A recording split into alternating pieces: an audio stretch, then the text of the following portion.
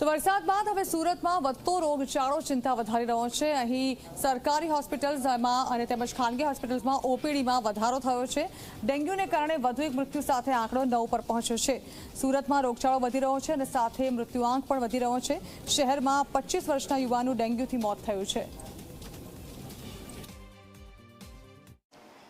સુરત શહેરમાં બેવડી ઋતુનો અનુભવ થતાં રોગચાળાનું પ્રમાણ સતત વધી રહ્યું છે। રોગચાળાની સાથે મૃત્યુઆંક પણ એટલો જ વધી રહ્યો છે। ખાસ કરીને સિવિલ હોસ્પિટલના સીધા દ્રશ્યો જોઈ શકો છો, જ્યાં વહેલી સવારથી જ લોકોની લાંબી કતારો જોવા મળી રહી છે। ખાસ કરીને સુરતની વાત કરીએ તો સુરતમાં ડેન્ગ્યુ, તાવ અને ઝાડા ઉલટીના કારણે જે મૃત્યુઆંક છે તે મૃત્યુઆંક સતત વધી રહ્યો છે।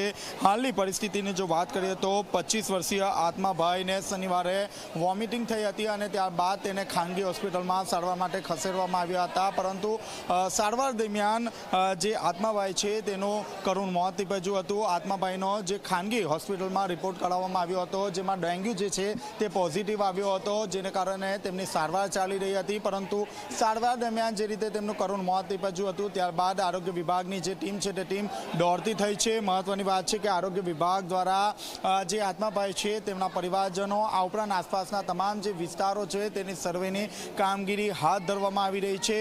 મહત્વની વાત છે કે તાવ અને શરદી ખાંસી અને ડેન્ગ્યુના સતત કેસ જે રીતે વધી રહ્યા છે, ક્યાંક ને ક્યાંક આરોગ્ય વિભાગ માટે માથાના દુખાવા સમા બની ગયા છે।